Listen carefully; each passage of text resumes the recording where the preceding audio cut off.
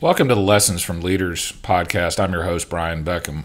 My next guest is Samy Chong. Samy is a master certified coach. He's one of only a few master certified coaches where he lives in Canada, and there's not many in the United States either. And Samy and I have had a coaching and personal relationship for about 3 years now. He has helped me through some difficult personal challenges that I faced, along with he has really helped accelerate my professional activities. And so Samy is an expert in human behavior. He's an expert in mindfulness. He's an expert in meditation and coaching and helping motivate and inspire people. And so I thought this would be a great opportunity during the pandemic to talk about mindfulness and meditation and how important it is.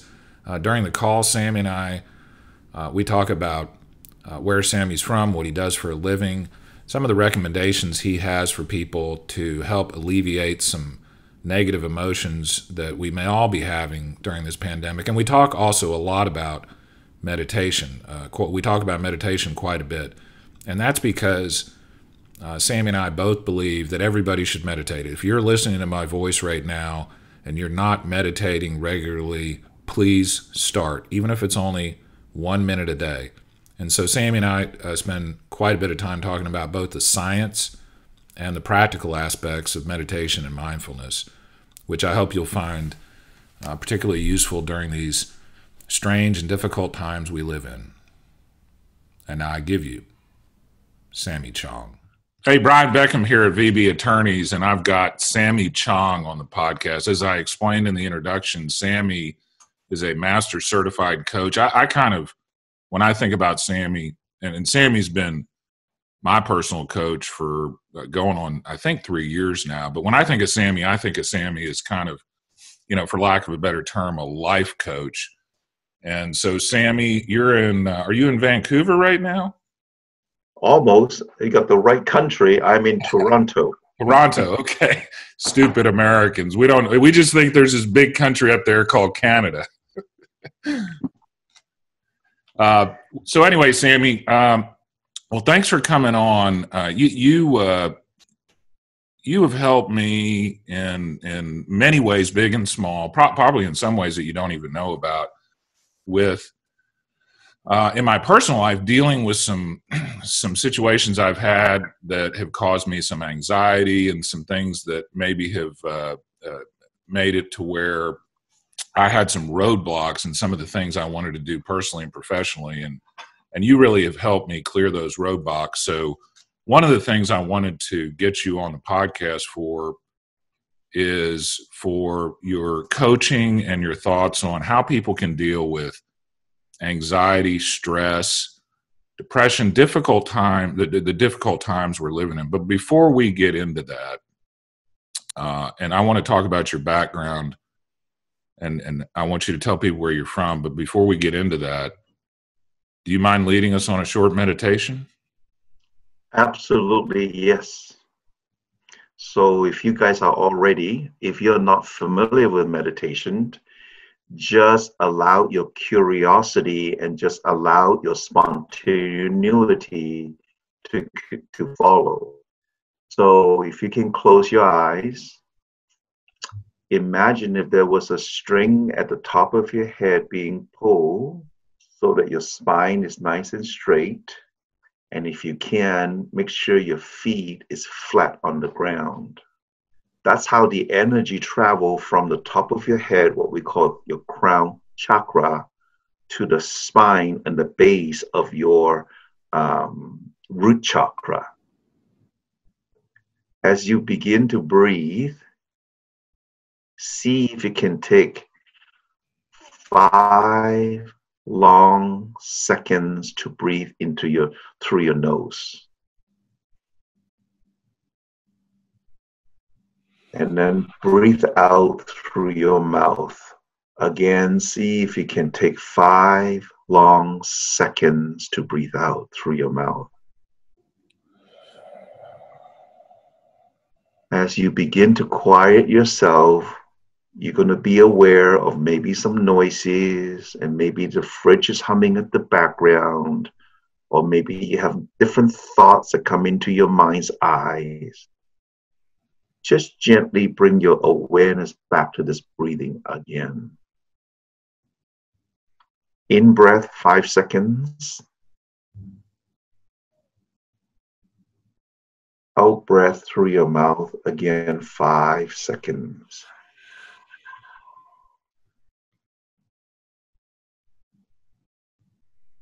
As you breathe in, feel the air is going the top of your lips into your nose, hitting into the back of your head somewhere, and feel it travel through your throat. Witness your chest, perhaps your stomach expanding.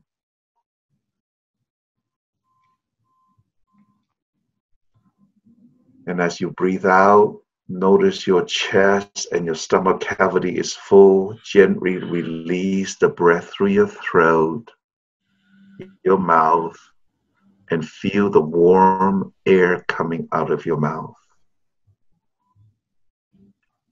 We're going to stay in this place for 3 in-breath and 3 out-breath.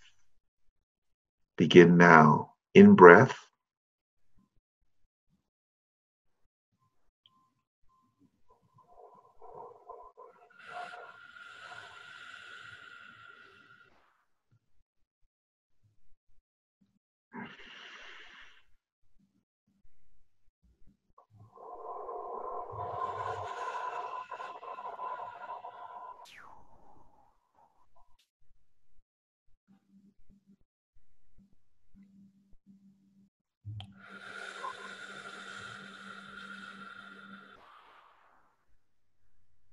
You're welcome to come back and open your eyes. Thank you for allowing me to do that exercise. Samy, thank you. Now, I got to tell you, man, 10 years ago, I would have thought that anybody that would have done that, especially in public, was insane. I have since changed my mind about that, and have and I will say, without any hesitation, meditation is the best thing I've ever done in my adult life. So we're for sure going to talk about meditation, mindfulness, stuff like that. But before we do that, tell the listeners who you are, where you're from, and what you do. Samy Chong is from a little country in the Far East called Malaysia. 12 years old, immigrated to Canada, and this is my home in Toronto ever since. I think for the first part of my life, 40 years or so, 42 to be exact, I was a restaurateur. I ran some of the most fun business on what I call Yonge Street in Toronto, which is our main street, which is also the longest street in the world, where I set some pretty serious record for the 20 years I was in that business. We grew every year from 11 to 44%, nonstop. Toward the end, I took off almost a week a month, which is unheard of in the business. I think toward the end, I also realized that the gift of running a restaurant catering company where we did sales per seats that was in the top, literally the top very small percentile that was able to do that. So the type of revenue, the type of lifestyle allowed me to understand that my gifts could be used for something else. I just didn't know what it was. Until 2001, I took my daughter, who was 13 years old, and my son, who was 9 years old, to New York City for March break. We had a great week. We took the train there, took the train back. By the time we get home, it was a long day. I left him at the apartment because the restaurant was just underneath where I worked. And but make sure the restaurant was checked in well. I drove them to my wonderful previous wife. Notice I do say those things with passion and love. Wonderful previous wife. And by the time I come home, it was very, very late in the evening. I opened my bedsheet cover. The 13-year-old daughter basically wrote me a couple of pages of letter and that letter is on my website. Basically, she says, Dad, what are you doing? You love helping people. There's a spiritual side of you. And I also realized that my time with the restaurant is coming to an end. I will tell you, Brian, I kneel, I cry. My son, who was 9 years old, would write these little cards that says, I love you. He would hide them everywhere in the apartment. These two kids was giving me energy. So that was March 2001. By May 31st, I sold my restaurant to my accountant who did my book the last 20 years, who knows intimate detail of the financial and so on and so forth. Look what happened. I listened to a 13-year-old messaged. That year, 9/11 happened. SARS, mad cow follow. If there ever was a time to sell the business, that was the time. And with that money, I didn't know what I was going to do. I just realized that this was the right thing to follow my intuitions. And somebody basically asked me to take a coaching course. The first course of this school that I went into, literally, I knew I was home. I knew that was part of my destination, part of what I needed to do. Well, the wisdom of children remains strong even today. It's amazing how wise kids can be, and I don't know all the reasons for that, but maybe one of the reasons is kids, we don't, as kids, have all this emotional, mental, psychological baggage that we have when we're adults. And kids are also, in my experience, they tend to be a lot more honest, especially honest with negative news or bad news than adults. And so they don't sugarcoat things as much. So, Samy, you became a full-time coach in, it was 2001? Okay.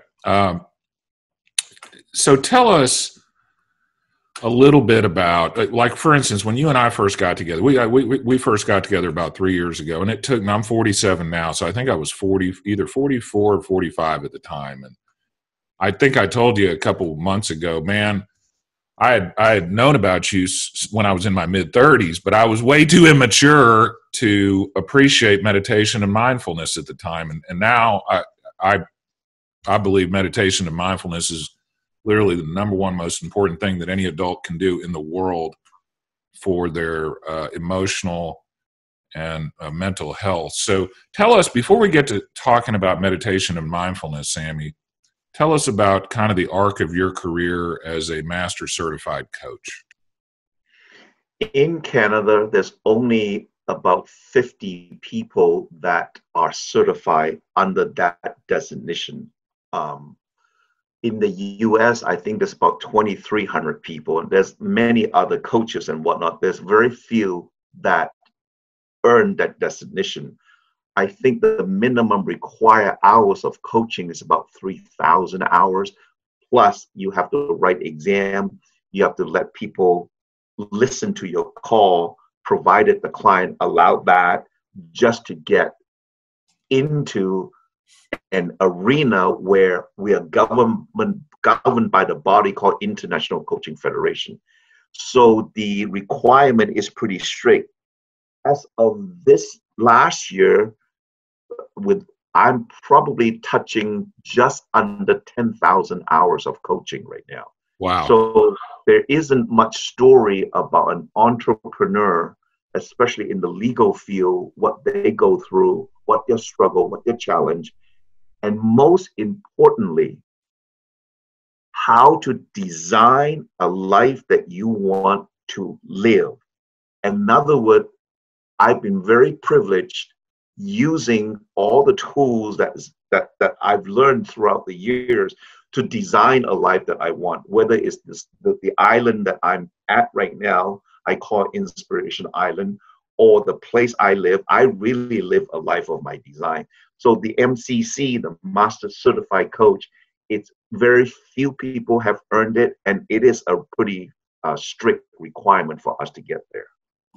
So, and Sammy, let's get right into it because you've been my personal coach for 3 years now. You've helped me personally and with my business. And I remember the first call we had.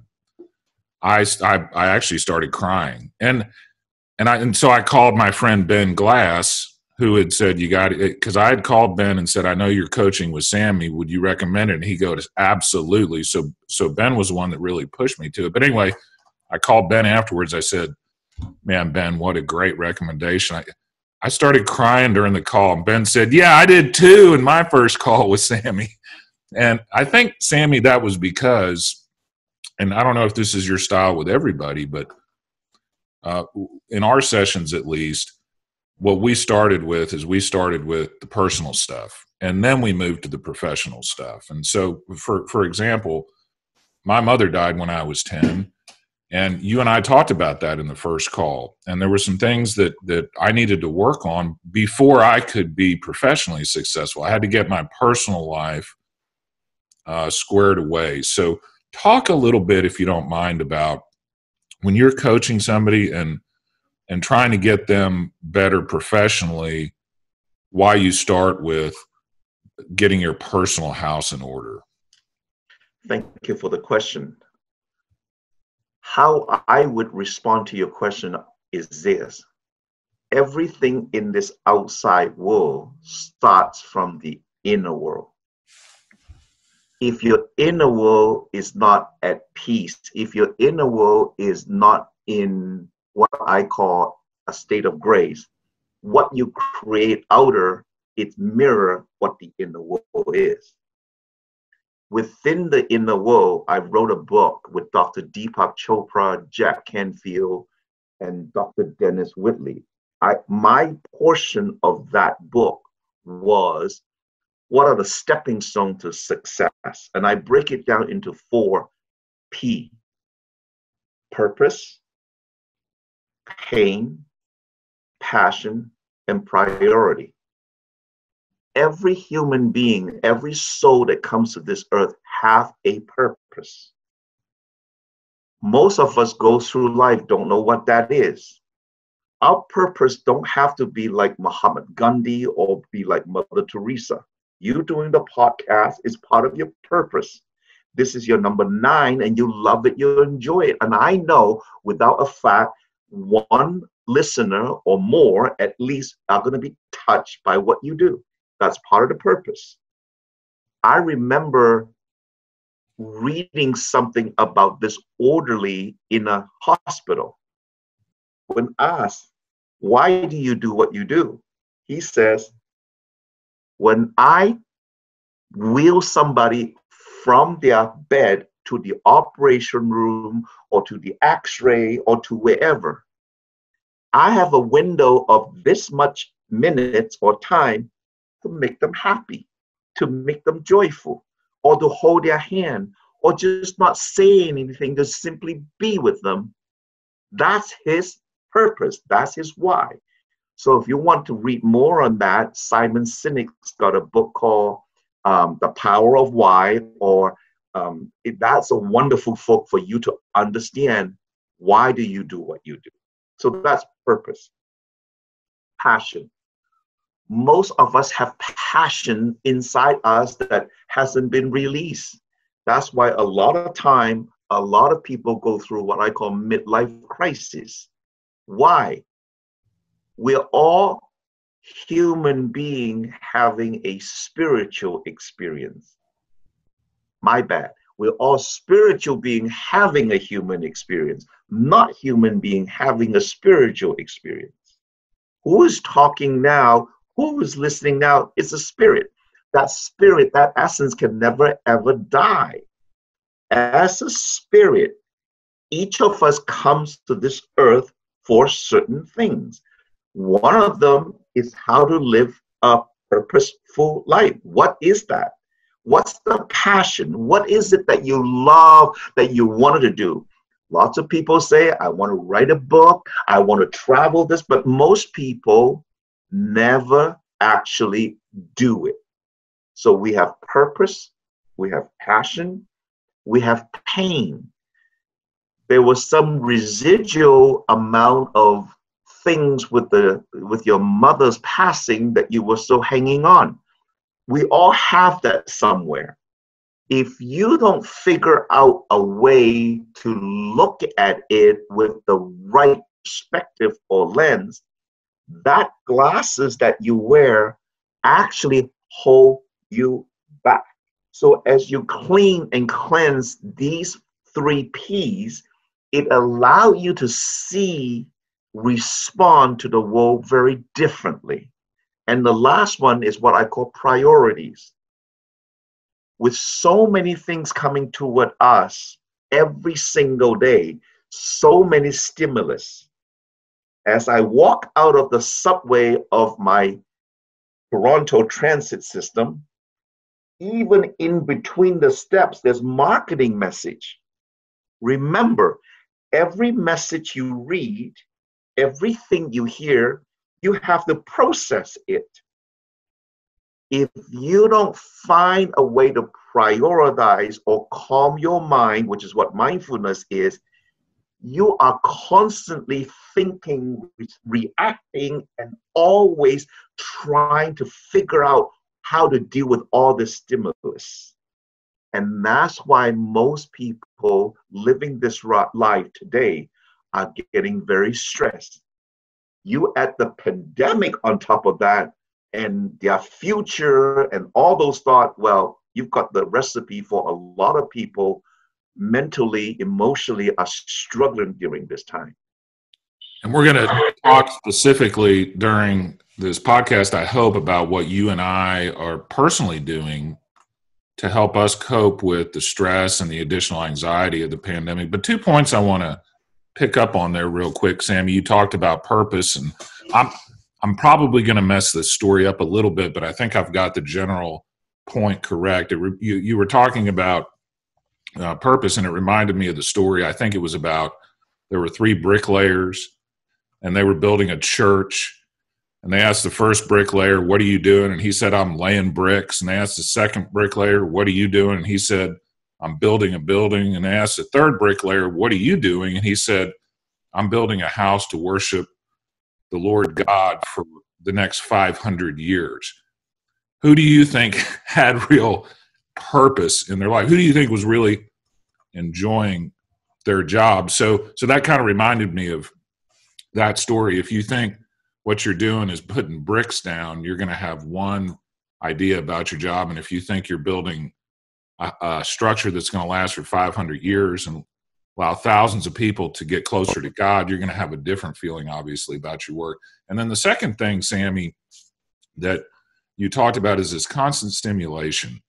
And nowadays with screens and stuff like that, that has been essentially accelerated times 10. And it kind of reminds me of, our minds are designed by evolution to assume that things are scary, assume that things are bad. So for instance, when you're walking down out in the woods or something, and out of the corner of your eye, you see a stick, a lot of the times your mind's going to think it's a snake first, because your mind's programmed to look for the bad thing to protect you.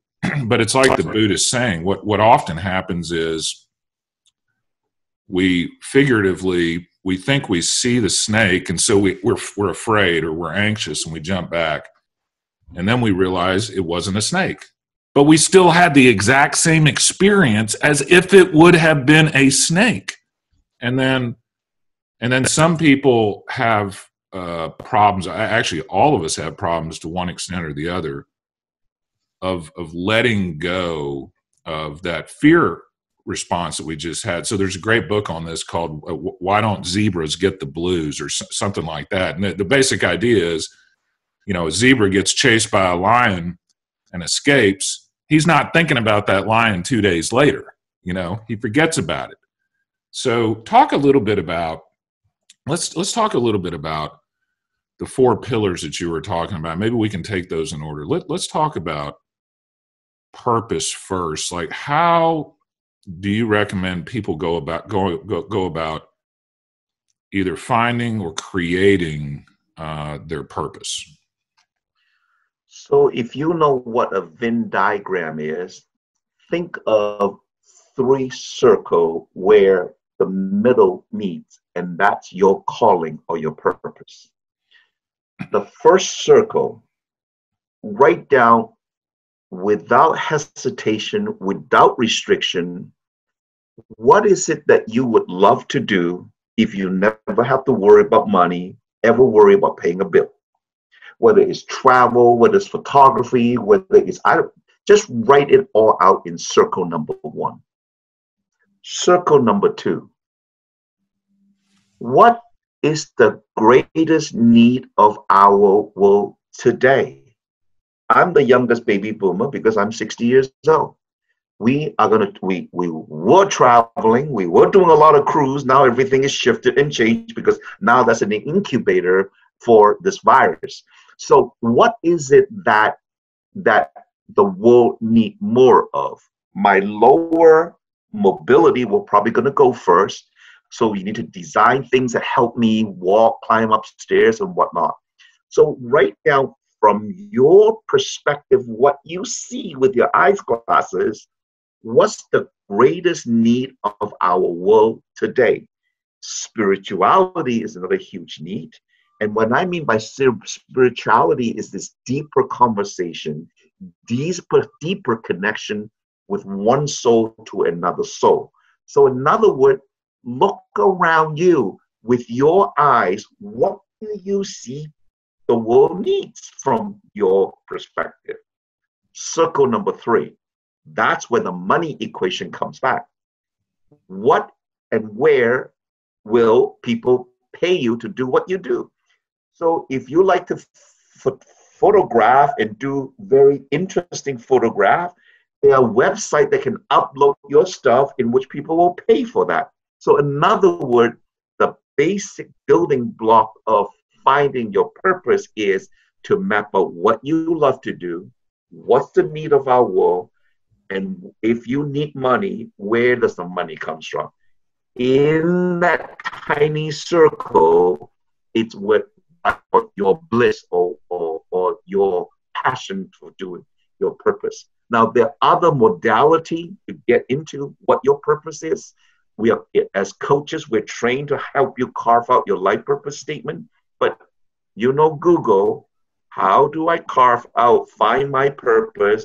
I can tell you, you're going to find a lot of different pathways there. And one important point that I want people to really understand, because it wasn't until I was in probably about my mid-30s that I really started thinking about this and maybe getting some understanding of it. And you talk about it, Ben Glass talks about it, a lot of people that have been very successful talk about it, and it's this idea. If you don't plan your life, if you don't plan your purpose, if you're not deliberate about it, then somebody's going to plan it for you, essentially. Like, if you don't take the time, and I think this was probably the biggest insight I got from Ben Glass. Design your life before you design your business. What do you want your life to look like? And then design everything around that. I think what a lot of people do, some people because they don't have as much freedom in their job as others, but what some people will do is they'll design their life around their job instead of their job around their life. And so to me, right now, when people I'm sure there's a lot of people that are going to be listening that are either furloughed or they've been laid off permanently, or they're just worried about their company. Maybe there's business owners that are worried about their company. And I'm here to tell everybody that what Samy's talking about in terms of designing your purpose is absolutely crucial, because if you don't do it, matter of fact, I have a little note in my journal that I look at almost every day that says, if you don't design your life, somebody else is going to. And so I think that's a really good comment there, Samy. And the other thing is, speak to this if you don't mind. Once you've identified whatever your purpose is, it doesn't have to stay the same for your entire life. I mean, it's not like you can't change. I mean, right now, there's going to be a lot of people that are going to have to change given what we're going through. So talk about that a little bit, if you don't mind. So I just want to add a little piece about designing your life. If you Google what mind map is, it literally is using a software that dump your thinking brain onto the map. In my mind map, I've mapped out my entire life, what a perfect life is for me. The kind of car I want to drive, the place I want to live, the kind of relationship I want to have, the kind of relationship with every single one of my siblings. I wrote out my relationship that I want with my grandkids before my kids was even married. Wow. Why? The power of this universe is, like you said, if you don't design your life, if you're not clear, then anything will come to fruition. The most powerful story I remember is Jack the Rabbit comes to this fork on the road, didn't know where to go. Obviously, he asked his best friend, the turtle, which way? Turtle says, where are you going? Jack says, I don't know. Turtle says, then doesn't matter which road you go. Yeah. When I wrote down my relationship with my grandchildren, it was I know I'm aging myself. I already told you I'm 60.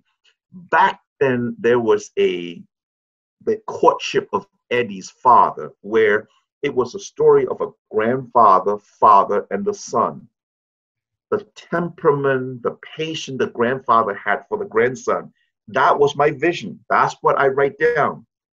This is not a small thing, what you just explained, and I'm about to answer your question. Coming to Canada at 12 years old, I came from a village that still had an outhouse. 3 years ago, when I took my son back to Malaysia, I wanted him to see that your lifestyle that you're living under your father's roof, that's the beginning. So when I had my first job, which I lie about my age at 14, telling them I was 16, I still remember the manager says to you, can you reach the sprayer for the restaurant dishes? I jumped up, I said, yes. From there onward, a couple of years later, I started to have a vision of what my restaurant was. White tablecloth, romantic music, candle lights, great food. Everything in this life begins with that vision. The clearer your vision, the more emotion you put in it. I can see what that restaurant looks like. I can see how people, when they finish, what they feel like. That's why the restaurant business was such a success, because it was one of the most romantic restaurants where people came and proposed. People did like hidden camera, put ring in dessert. Like we did so many fun things. Why? Everything begins with the vision. My invitation to the listener is, during this time, as bleak as your outlook is, this is what miracle is. By having a vision, what's your perfect career look like? How much money do you want to make to take care of your life? Most of us, sad to say, just like in business, we're always working in the business, not on the business. If you don't work, if you're constantly, the minute the alarm clock rings to the time you go to bed, you're always busy, you have no time to vision. This is why Napoleon Hill, one of the greatest self-help book of this century, if you will, Think and Grow Rich. It didn't say do and grow rich. What do we do every day? We're so busy doing, worrying, we don't realize the power of this visioning process, how it gets to where it is. That's the process from that little boy to where I am today. Is because everything in my life, I write it out, I vision it, I see myself, just like if you guys can see now, I just put in these two monkeys. That means on this inspiration island, I can literally house 8 couples here with their family.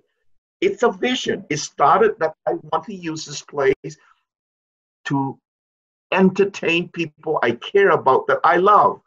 That's the power of that vision and that purpose that we talk about, Brian. That's awesome, Sammy. And so as we go through this call today, I want to kind of take it step by step a little bit, so people that are listening can understand kind of how you and I would attack the situation, this pandemic that we're going through right now. And so the very first thing we did on the podcast is we did a little meditation to kind of prepare ourselves for the talk that we were about to have. But number one is you've got to think about and plan your purpose. It's not, in other words, it's just not going to happen by accident. And one of the things that you and I talked about a couple months ago in one of our calls, Sam, one of our private calls, was I think I told you that I had stopped, for many, many years. I would sit down at the end of the year, I would review how I did, and then I would plan out my New Year's resolutions. And I'd stopped doing that for a number of years because I never succeeded. I mean, they never seemed to happen. And I realized this year, I'm doing 30-day challenges. So it's a little bit different than New Year's resolutions. But I've also got some goals and some principles I thought about this year. And the point is not that you have to succeed in every single goal or resolution you set. That is not the point. The point, I think, is these goals, this purpose that we're talking about, it gives you a compass. It gives you a direction, a way to point. And so, for instance, if you want to start meditating more, you don't have to have a New Year's resolution to meditate for 20 minutes every day, because most beginning meditators, that's going to be impossible. So start with 1 minute. Start small. But what that will do is that will get you oriented towards meditation and starting a meditation practice and being mindful. So the idea about planning all this stuff for the people that are listening is not that you're going to succeed in every single thing you do. As a matter of fact, that would be incredibly boring if you really think about it. I mean, failures are part of life. Failures are what make life fun. Failures are what, and problems, if there were no problems to solve, life would be about as boring as it can get. But anyway, so step one is purpose. Step two is passion. So let's talk a little bit about the passion piece of this, Sammy. So I also want to acknowledge people on this call. Some of them may not have a future because their employer is probably not going to be able to do justice. They're real pain, real challenge out there. So part of talking about passion is this. I remember kneeling beside my wonderful previous wife while we were still married, and I didn't have the money to bring in grocery because we were just starting a business, and I can still remember how clear it was that the future was so bleak. So part of the invitation about this meditation and this mindfulness conversation we're having is you can never find solution when your mind is too busy. You can never be creative when there's too much stuff going into your mind. This is why part of the invitation during this time, if you're furlong or if you have some time, or like you say, start with something more every day, just take a little journal out to say, what does my perfect life look like? What does passion means to me? If I have a magic wand, what would I love to do? Remember, when I vision that restaurant, when I vision the place that I live today, when I vision this inspiration island, if you were my best friend standing next to me and I tell you my vision, you would think I'm crazy. This is the power of living that purposeful, passionate life, because you know when people are passionate, it's infectious.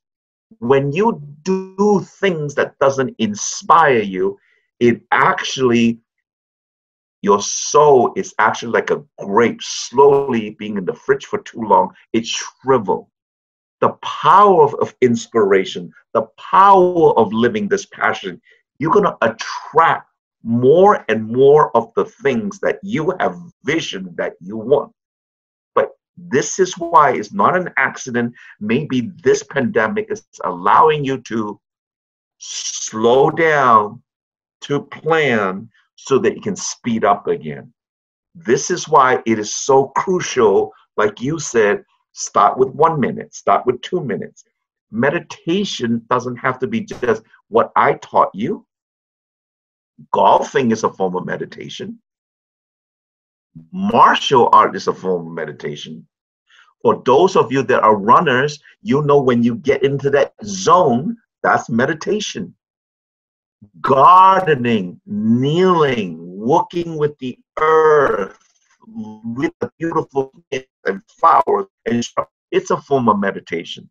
So find ways to calm your mind, because that's how creativity is going to spark in you to live whatever that passion, whatever that purpose life is. Beautifully stated. You know, another form of meditation is prayer. Prayer is another form of meditation.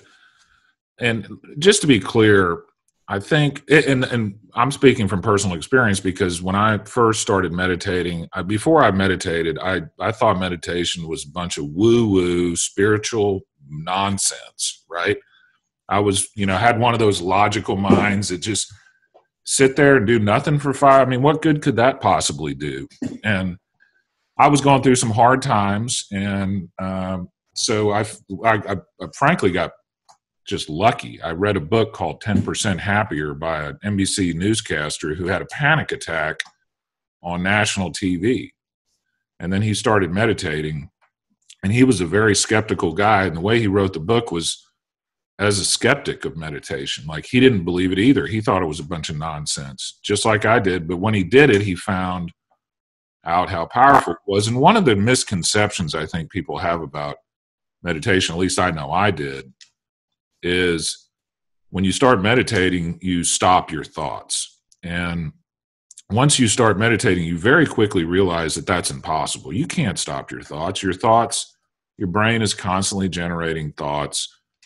And I don't care if you're an expert meditator, that's still going to happen. That's the way your brain is designed. But so meditation is not about, at least in my view, stopping your thoughts. It's not about some sort of woo-woo spirituality, but of course it could be if you wanted it to. Meditation to me is more about taking these mental loops that we all have in our heads. And if you're listening to this and you don't think you have mental loops in your head, you have a mental loop in your head. Everybody, it's biologically and scientifically, 100% of people in the world have these mental loops. And one of the things that meditation does is it allows you to identify those mental loops as mental loops, and not what we tend to do is these thoughts that we tend to believe that these thoughts are us. Like, what our brain is thinking is actually us. And meditation gives us some distance between these thoughts and what is actually happening in reality. So speak to that a little bit, if you don't mind, Samy. So you are really on the right track about what meditation is. Here's how I add to what you just said. Imagine an airplane that has two propellers. One propeller is what we use our brain for. The other propeller, which we don't use very often, is part of this, what I call meditation process. The airplane with one engine can actually take off and land with almost a full load. But that one engine is screaming its lungs off. I talked to you that we are all spiritual beings having a human experience, not the other way around. The biblical verse actually says it very clearly. We are in this world, but not of this world. So when we only use these five senses, our brain, to solve our challenge, to move our life forward, we're using one modality. The other modality, this other, what I call engine that we hardly use, is this quietness of the mind. What does that mean? On a given day, we have 30 to 50,000 thoughts that go through our mind. The loop that you're talking about. When you can't sleep, the loop is really, really clear. You have this thought, and then you have this monkey thought, and then this monkey thought, and then when you finish the last thought, the loop never, ever ends. All meditation does is between this thought and this thought, there's a gap. Space the gap. The loop will continue with more gap. Why is that important? Melville says it, God's one and only voice is through silence. Why is that silence important? If there wasn't silence between two musical notes, there would be no music. It's the space between the two bars that keeps the lion from eating you. The challenge with the 30 to 50,000 thoughts that go through in our head every day, Brian, is they're all judgment. Every one of those is judgment. Oh, look at the way he drives. Oh, look at the way they eat. Look at the way how messy he is. Oh, look at the way we're constantly judging. We're constantly using this mind for that purpose. What meditation does is allow you to have the space. That's when creativity download.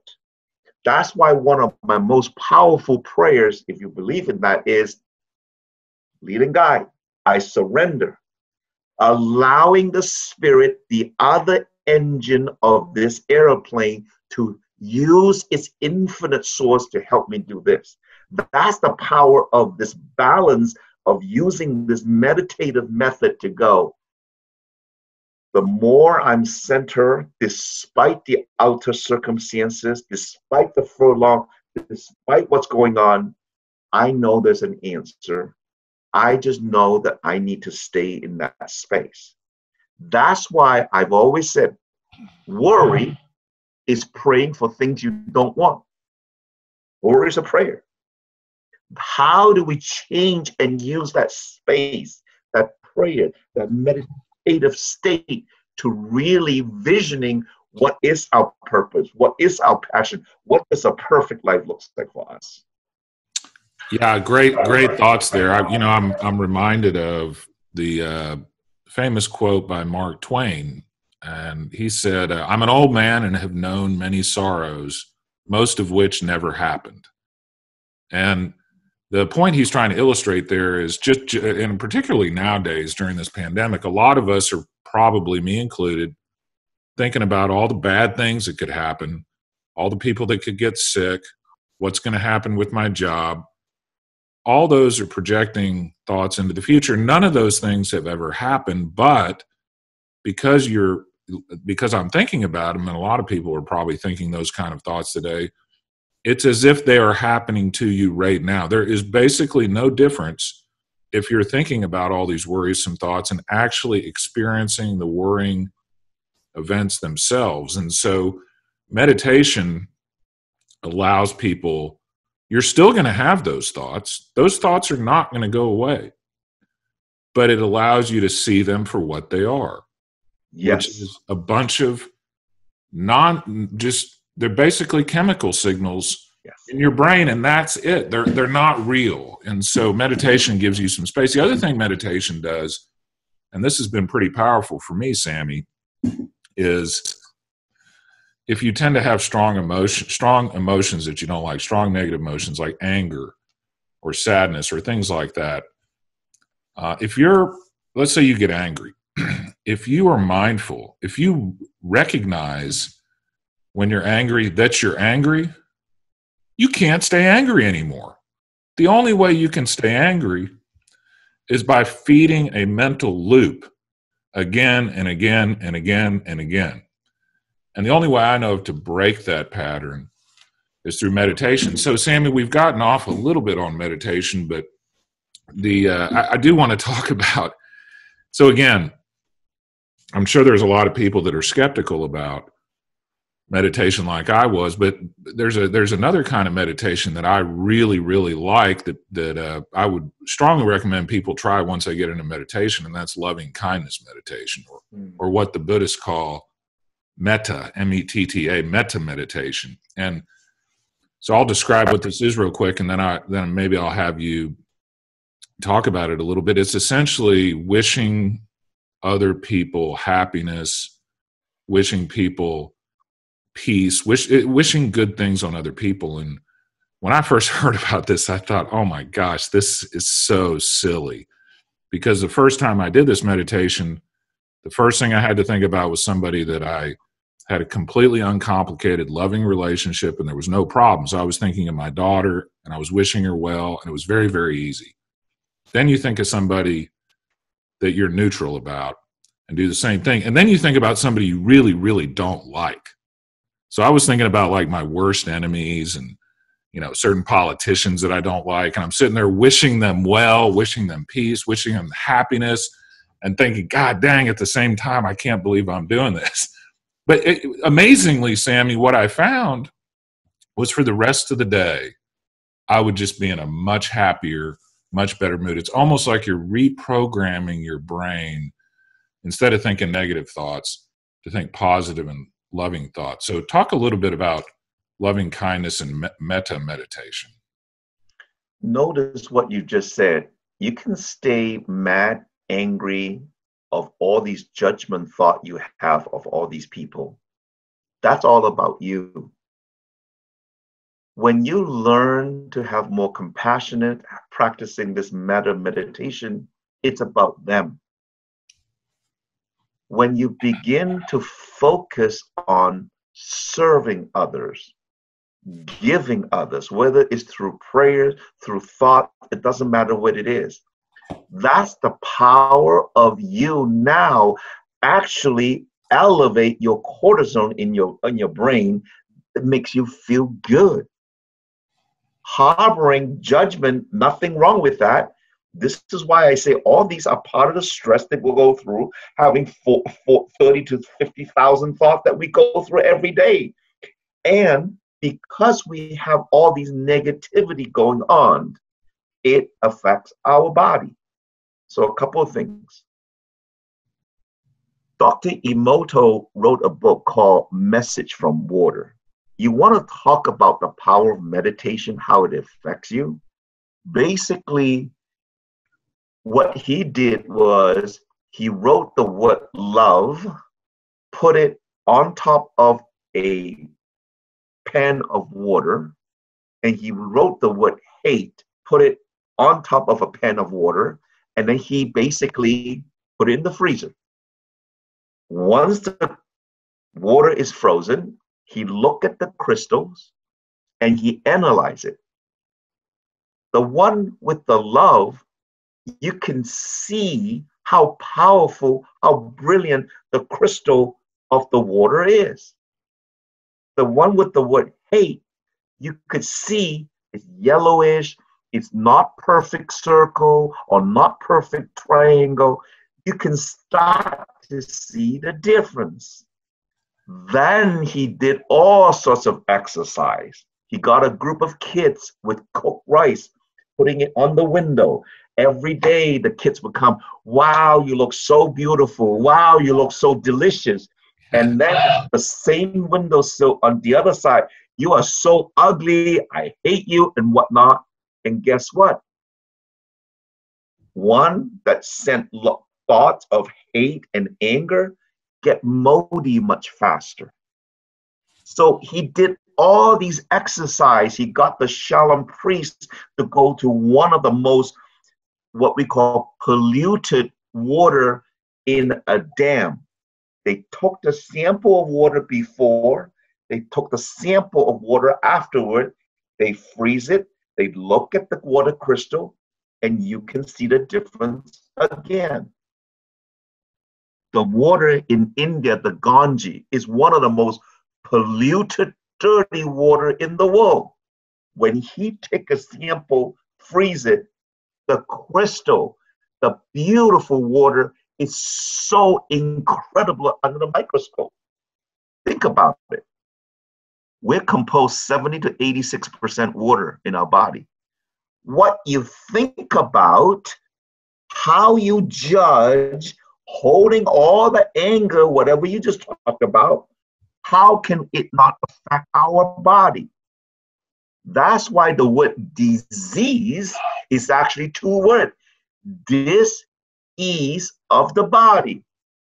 We accumulate all this muck in our body because we're constantly judging. So by sending this loving meta thought, you're actually changing the whole metaphysical manifestation of your body, how you heal, how you stay healthy.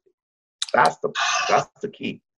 That's a great way to put it, Sammy. And you were talking about negative emotions, and actually the Buddhists have a way of describing emotions not as negative and positive, but as skillful and unskillful, which I've always liked that formulation. But there's a good saying about unskillful emotions or negativity, or anger in particular. It's like holding a hot coal in your hand and expecting it to burn somebody else, right? I mean, anger truly is like that. And, again, 10 years ago, a lot of this talk about how your mind influences the physical world and things like that would have seemed like nonsense to me. But I'm telling you, I'll put the science of meditation that's got 2,500 years behind it against any of this new age so-called science. Like, meditation is, and I know you and I are talking about this a lot, but that's on purpose because I want people listening, anybody listening to this that hasn't tried meditation, I really, really want you to try it. Try it for 10 days because it is so powerful and so profound. And I think that if everybody in the world started meditating for 5 minutes a day, the world would be unrecognizably better. And so anyway, Sammy, that's really awesome. And so I was writing down some notes here, and one of the things, Sammy, that I think we probably should talk about is during these times when people, I mean, literally, there's all sorts of uncertainty. We have no idea, both from a health perspective, from an economic perspective. If we're employees, we're not probably sure about our jobs. If we're owners of businesses, we're not sure if we can keep our companies going. What would you tell people from a mindfulness perspective? What would be the first couple things that you would recommend that they do to try to help make those maybe unskillful emotions a little more skillful emotions? Got it. So your mind goes two directions most of the time when you have this 30 to 50,000 thoughts. The first direction is you bring the future to the present, which is always anxiety.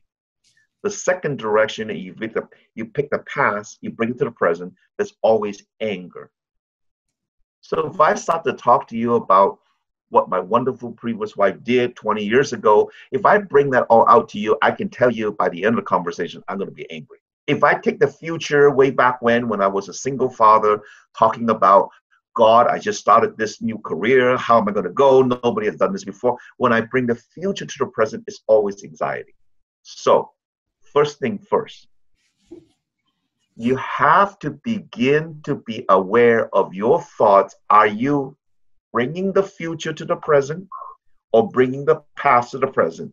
And that has an emotional sensation in your body. You feel it.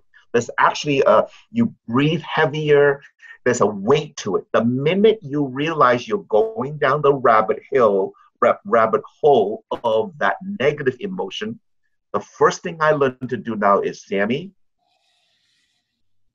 pause, breathe.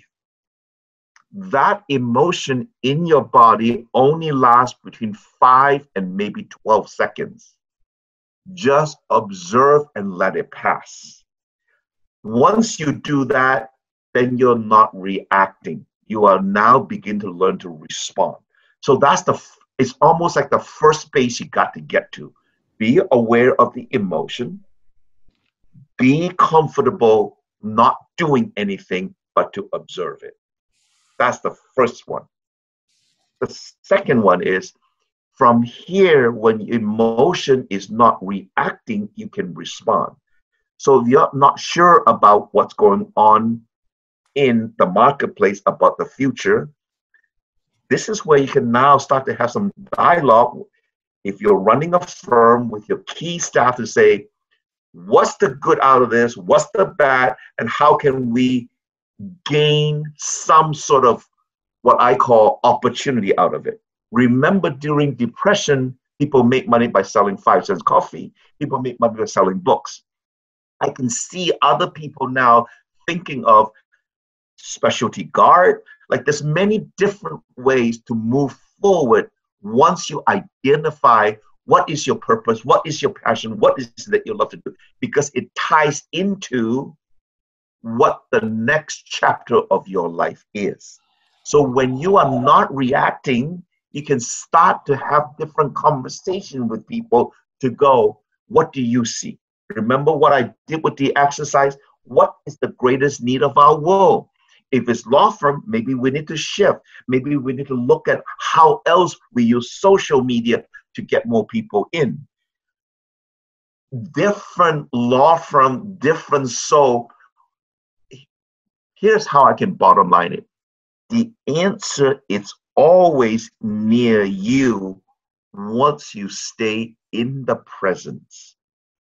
In fact, God's answer to your prayers is in the present if you believe in God or believe in love. But when your mind is always oscillating between anxiety or anger, you cannot find the answer even if it's in front of you. That's why calming yourself, once you calm, looking at what you love to do, how does that fit into where it is at, begin to have conversation. And that's where coincidence and synchronicity will start to happen. You might hear a podcast, you might hear an idea. That's how things begin to happen. Bear in mind, your vision have to be clear of what money do you want to make, what kind of, like the minute your vision is clear, what you are seeking, it's already seeking you. I knew restaurant business wasn't it. I didn't know what it was, but I knew I had the capacity to do something greater. I just release it. I let that go. Now, is that scary? Absolutely, it is scary. As a single father starting a new career. That's my point. Sammy, there's another, probably some people, and this is kind of what I was like. I don't have enough time to meditate. I just don't have enough time in the day. And there's a great saying about that. And I don't know who said it. It wasn't me. But if you don't have 5 minutes to meditate, you need to meditate for 30 minutes a day. Right? Well, you know, and Sammy, so, and I know we're talking a lot about this, but again, I think it's very important, especially now. And here are some of the things that I've experienced with meditation that are like real practical, positive changes. And so, for instance, a lot of us have had the experience where we're driving our car, like you were talking about, and there's somebody in front of us that's driving like an idiot. Either they're driving too slow, or they got their blinker on for too long, or they don't know how to drive. And we've all had that experience. And a lot of us, probably me included, have gotten angry about that and thought, you know, this person is such an idiot. What a dumb person. This person, there must be something wrong with him. Well, I haven't done that in 5 years. And the reason is because now the first thought that comes to my mind is, I wonder if that's an elderly person. I wonder if that's a person with some, maybe they have some problems that they're not able to drive quite as well as others. And so, you know, that doesn't mean I'm like some sort of great person or special person or anything like that. It's through meditation that I was able to reframe the way I thought about that situation. And so a lot of us have situations where we don't even think at all. We just react. There's a trigger, bad driver, and there's a response, anger.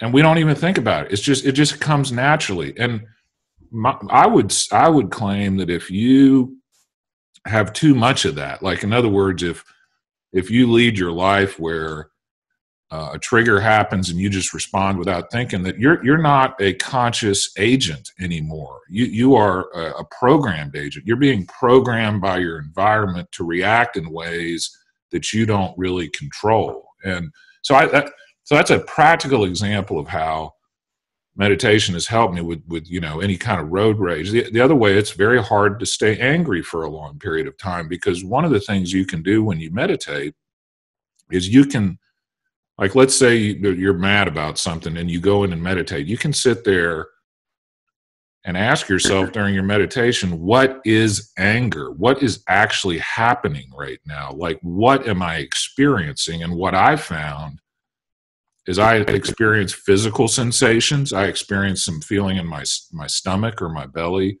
I experience tenseness, particularly in my hands and forearms, sometimes my neck. And then once you realize what it is, you can relax those sensations, both those physical and mental sensations. And you realize that anger is essentially powerless. Once you've identified it as anger, it's the same thing with anxiety. You can say, if you're anxious about something, you can sit down and meditate and say, okay, I'm anxious about my job. And what does that actually mean? What's actually happening to me right now? And then you scan your body. You might find out that you have some tightness. You might find out that there are certain thoughts that keep repeating themselves again and again and again. And the magic, or one of the magic parts of meditation, is once you realize that you're having these mental loops, they just absolutely collapse. Like, once you recognize they're there, they lose all of their power. And so talk a little bit about, Samy, if you don't mind, how you would utilize a mindfulness practice or a meditation practice specifically to help with the kind of worries that people are having right now during the pandemic. So if I know that there's a challenging circumstances that's coming up, or if I know my day is full beyond full, I don't know how plow through it. One of my ritual in the morning is quiet down and actually seeing my day go smoothly. I see that when I drive, the parking spot will be there. I see that the conversation that I need to have will be easy and whatnot. Remember the power of intentions. I pre-pave my mind. If I know that right now it's a busy day, what and how the day would go. I see the lights that I'm driving is going to be green, very few red lights. So I pre-pave the way. So there are people on this call perhaps are struggling with their business or struggling with it, is at this moment, release that struggle, which is through quiet of the mind, and begin to vision, what do you see? What do you vision? Because without that vision, all you're doing is sending worry signals to the universe. Nothing wrong with it. That's why worry is praying for things that you don't want. How do you change that thought at the moment when you realize it's going to the negative, whatever space it is? I followed this man who wrote the book called The Infinite Game by Simon Sinek. One of the stories he tells was very powerful. One of the why, obviously, of the people that work in the Marine is to fight in Afghanistan and so on and so forth. They were commissioned to go into a fight that they knew it was a suicide mission. It was no coming back. So the gunner asked the helicopter pilot, he says, should we go? The gunner basically, the senior officer who's the pilot says, you know what? This is our purpose. This is what we sign up for. Of course, they know that there's a possibility they're going to see their kids, their family, whatever again. The power of that purpose, why are we doing what we're doing? This is what we sign up for, is allowing them to cross that fear. Now, the mission didn't happen. The mission was scrubbed. My point to you is, I'm bringing back to all of you on this call that have those fears that are real, because those fears are very real. Just like the fear when I kneel down beside my wife, it was during Christmas, the snow was falling, I had to cry gently not to wake her up. Remember, if you look back at your life, you've been through some challenges that you thought you were never going to get through. It could be a high school exam, or it could be you did something, stole something that you thought your parents were going to beat the living daylight out of you. I don't care what it is. If you look back at your life, some of the most challenging moments, you are still sitting here talking, listening about this podcast. 10 years from now, 15 years from now, if you and I are sitting in a rocking chair, we're going to look back and go, hey, that was some shit we went through. I'm saying to you, the only antidote to walk through this, stay in the present where all the moments are, where all the answers are.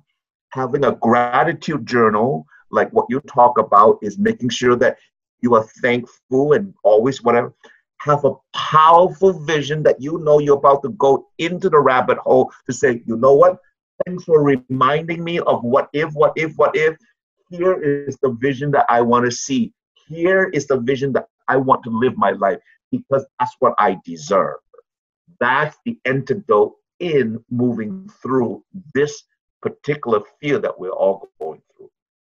And Sammy, I would tell people, when I look back on my 47 years, about some of the highlights of my life, some of the worst things that happened to me, some of the things that I thought were just terrible, turned out to be some of the best things that ever happened to me. So for instance, when I worked at a big law firm coming out of law school, I was there for 2 years, and then I went and tried to apply for a job at a firm where I thought I was a shoo-in, because I knew a couple of the main dudes there that were making the hiring decisions, and it was a growing firm.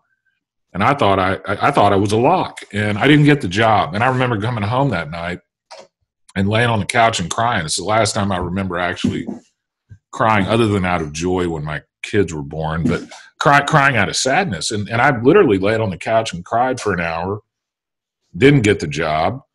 And thank God I didn't, because, 20 years after the fact, I've had the best partner you could possibly have. We run a firm for 15 years, and we're going strong. So that turned out to be a great thing. And I know people can think about in their own lives all sorts of instances where you didn't get exactly what you wanted, or you failed at what you were trying to do.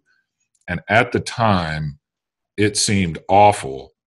But looking back, it turned out to be great. And that right now, we're going to have a lot of people that are going to be going through exactly that. So you may lose your job right now. There's a good chance, if you're listening to this, you could lose your job. There's a good chance, if you're listening to this and you're a business owner, your business might go out of business. Guess what? That might end up turning out to be a wonderful thing. It might be time to change careers. It might be time to look at a different business. So I'm actually working on an article right now, and the title of the article is, I Hope You Fail. Because the point of the article is, those failures often turn out to be, like, the things we think we want aren't really what we want. And those failures kind of teach us, this is not really your path. You have a different path. So talk about that a little bit, if you don't mind, Sammy. So one of the things I say to people during this pandemic is as follows. How to deal with your fear, how to deal with the changes. It's easy for you and I to talk about it because we've walked through some of what I call the valley of death. For some other people, it's not easy. If you told me my divorce was good for me while I was going through it, I'd take a gun and shoot you. Yeah. But I now know that I had to go through that to get to where I'm at. So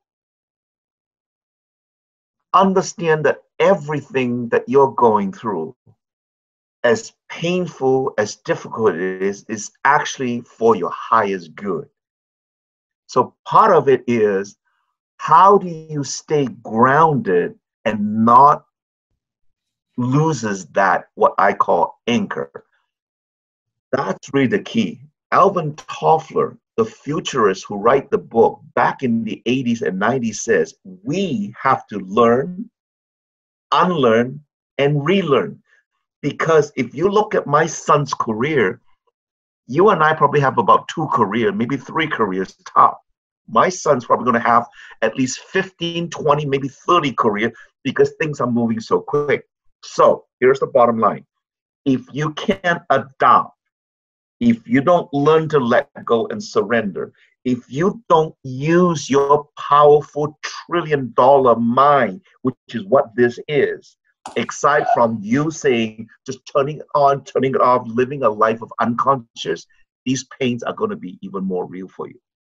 But here's what I do know. If your vision is clear, what you really, really, really want, if you write it out, and if you live out what your purpose is to get there, I know despite all this, our world is going to honor whatever it is that you are, because I live a life of that. I live from the place that I never had what I have today, all because of the vision, all because of the passion I'm following, all because I live a purposeful life. That much I can tell you. So stay the course. Meditation is part of it. There are other ways to ground yourself. There are many different ways to make sure that you are able to not go down to deep end. So that's a big part of the invitation for you to do. Yeah, and Sammy, I would even go so far as to say, you know, my mother's death ended up, I don't want to say it was a positive experience, but had that not happened, I probably don't become a plaintiff's trial lawyer. I probably don't go to law school. I probably don't meet my wife. I probably don't have my 3 children. I probably don't have the life I have right now. I for sure don't have the law partner I have right now. Probably not living in Houston. I mean, my life would be massively different. And so, not to say that's a positive thing, but even the worst things you can possibly imagine often turn out in the long run to be either okay or you end up, in even a better situation. So, Sammy, we set aside an hour for the call, and we've been going a lot longer than that. But I think these kinds of discussions are just so important right now for everybody. And so I'm aware of your time. I want to throw out a couple recommendations to people. So when I first started meditating, I used an app called Headspace, which is kind of an introduction to meditation. I now have 2 different apps. One is called Waking Up. And if anybody wants to email or call me, I will send you a free month of the Waking Up app. And then I also have a timer called Insight Timer where you can set different distances and ambient sounds, and there's other meditations. So Headspace, Waking Up, and the Insight Timer are 3 recommendations I would have for people for if they're interested in meditation. Also, the book 10% Happier by Dan Harris. What recommendations would you have for resources that people could look to help them be more mindful, or if they're interested in getting into meditation, how to get into meditation? What would you recommend people look at?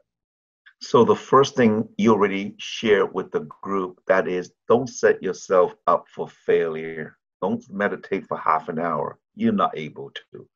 Start with 1 minute. Start with 2 minutes. The minute you get up. Which by the way, Sammy, when I first started, I was doing 5 minutes and it seemed like an eternity. So set yourself up for success. Be gentle with yourself, number 1. Number 2, my spiritual master is the late Dr. Wayne Dyer. His books has helped me immensely in my spiritual path, in my growth and whatnot. So Dr. Wayne Dyer, you can YouTube, you can basically manifesting your desire.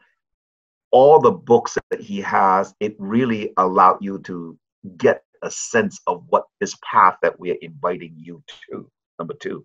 Number 3, I can give you all sorts of different experience that I go through.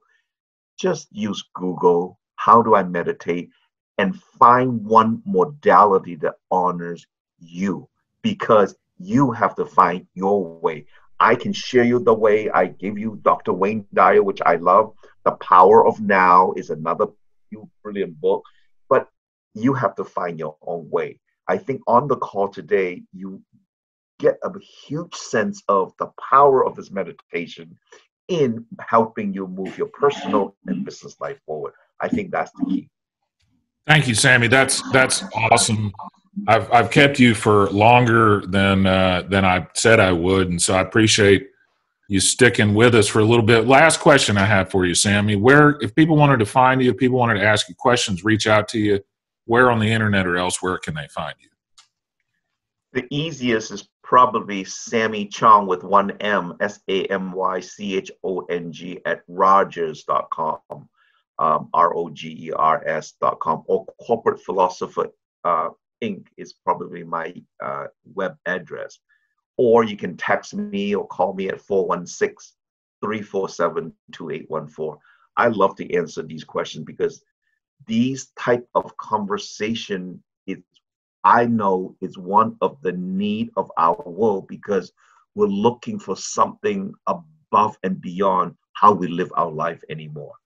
That's the key. So these are all passionate conversations I love to have with you. Awesome. Well, Samy, I actually think we have a personal call set up here pretty soon, but thank you for your time. And I'm working on my homework assignments you gave me during our last call. So anyway, take care, buddy. Thank you. Thank you for allowing me to be able to join your podcast. You've been listening to Lessons from Leaders with Brian Beckcom.